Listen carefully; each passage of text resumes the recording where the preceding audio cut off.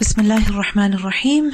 يا أيها الذين آمنوا, O you who have believed, أنفقوا مما رزقناكم, spend from that which we have provided for you, من قبل أن يأتي يوم لا بيع فيه ولا خلة ولا شفاعة, before there comes a day in which there is no exchange and no friendship and no intercession.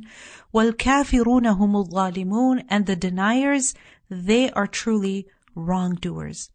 Earlier on, we learned in verse 245, where Allah subhanahu wa ta'ala says, مَنْ ذَا الَّذِي يُقْرِضُ اللَّهَ قَرْضًا حَسَنًا, that who will lend Allah a good loan, and Allah will multiply that for him many times. So there we were given encouragement.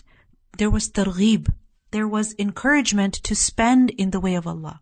In this verse is tarhib. There is warning that you better spend because you need to. There is a difficult day coming up when you will not be able to do anything to save yourself.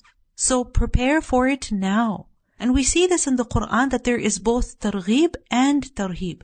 That there are verses that encourage us to do something, and then there are verses that warn us that you better do this or else you will suffer. You will be in difficulty. So this is the mercy of Allah, that Allah subhanahu wa ta'ala encourages us and warns us in order to guide us towards what is best for us. So here, Allah subhanahu wa ta'ala addresses the believers that, O you who have believed, أنفقوا, you should spend. And أنفقوا is from the root letters nun, fa, qaf, infaq, to spend. So spend what? Spend meaning give what you must give. The sadaqah wajiba, the nafaqat wajiba, meaning those expenditures that are an obligation on a person. So for example, a man has to spend on his wife, on his children. So this is wajiba, this is an obligation on him. Likewise, a man, a woman, a child, if they have wealth that is zakatable, meaning wealth on which zakat is due, then they must give that zakat.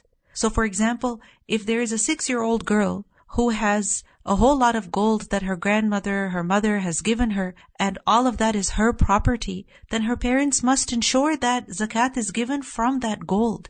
Likewise, if you have put away a certain amount of money for your child, and that money is sitting in the bank, and it is such that zakat is due on it, then you as parents must give zakat from that money. Why? Because zakat is wajib. It doesn't matter what the age of a person is. It doesn't matter whether that person earns an income or not. If you have wealth that is sitting with you for an entire lunar year, and that wealth is such that zakat is due on it, meaning it reaches a certain threshold, and it is type of wealth on which zakat is given, then zakat is payable. And it must be calculated at the right time, and it must be given at the right time. So anfiqu, spend. Now of course, the details of zakat, I'm not going to go into all of that right now, but make the intention to learn the details of zakat, because this is something that we have to do. We have to give zakat on the wealth that is with us. So anfiqu mimma razaqnakum. So first of all, spend what? Give zakat. Secondly, infaq also includes tatawwur, meaning voluntary spending. Voluntary spending, because you see, the spending which is wajib, that is obligatory, if a person does not spend that wealth, then they're sinful. So for example, if a person does not give zakat, they're incurring sin. If a man does not spend on his children, his wife, and they're suffering, he is incurring sin. Tatawwur, on the other hand, voluntary spending, is that which you do out of your own will. It is not mandatory on you, but you do it in order to earn the pleasure of Allah subhanahu wa ta'ala. So for example, you spend on your relatives, you spend on your neighbors, you spend on those in need, those who have less than you, or you see someone has a certain need, so you spend on them in order to fulfill their need.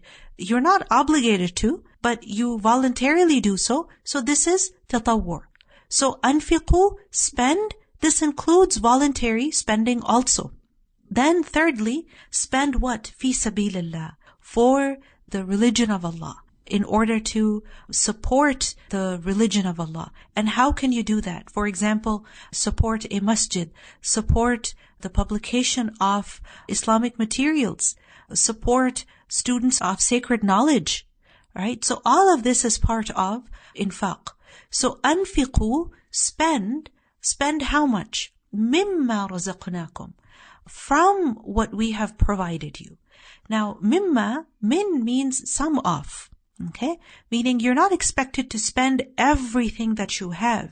You can keep for yourself also. So for instance, when it comes to zakat, we're not required to give all of what we have. No, it's just 2.5%, right? It's a certain percentage of the wealth that a person has. So spend some of what we have given you. Likewise, when a person spends on their family, on their children, it doesn't mean that they have to spend everything. They have to spend on the needs of the family. Yes, at times that means the entire paycheck goes, but a man should not feel guilty in spending on himself. A lot of men, mashallah, out of their generosity and their concern for their family, they spend on their families, but they don't spend on themselves. There are few men who are like that, I think, but some men literally feel guilty buying clothes for themselves, or buying good food for themselves, or buying a new phone for themselves. Some men are the opposite, where they will spend on themselves so much that their family is neglected. But there are some men who feel guilty spending on themselves. So there's no harm in spending on yourself, because Allah subhanahu wa ta'ala does not expect from you that you give everything you have. And secondly, mimma razaqnakum, min over here can also be of sila, meaning spend what we have given you. And this is a reminder that whatever you have it because Allah has given it to you. It's not intrinsically yours, right? You have the wealth that you have not because you are self-made. No, Allah subhanahu wa ta'ala has granted you what you have because rizq is in the hand of Allah and He gives it. So be humble and give. Do not be greedy, do not be stingy, and do not be afraid to give because you have someone who gives you. Subhanallah. When you have a stable source of income, alright, then you are not afraid to spend. Why? Because you know that next month you will get another paycheck and then you will have more. So when you have a stable job, a stable source of income, then the fear of spending leaves you. You are no longer afraid to give. Whereas if you think about it, that next paycheck is not guaranteed. How often it happens that all of a sudden, for no reason, someone is fired from their job, and as they're fired, they also lose health insurance and so many other things, because of which all of a sudden their life changes.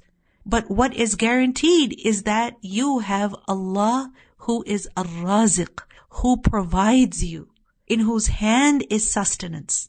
And He is telling you that you spend. So when you spend, don't have fear. Rather, have this confidence that Allah is there to give you. He gave you yesterday, He gave you today, He will give you again. Rizq is in the hand of Allah. And if Allah has written something for you, you will certainly receive it.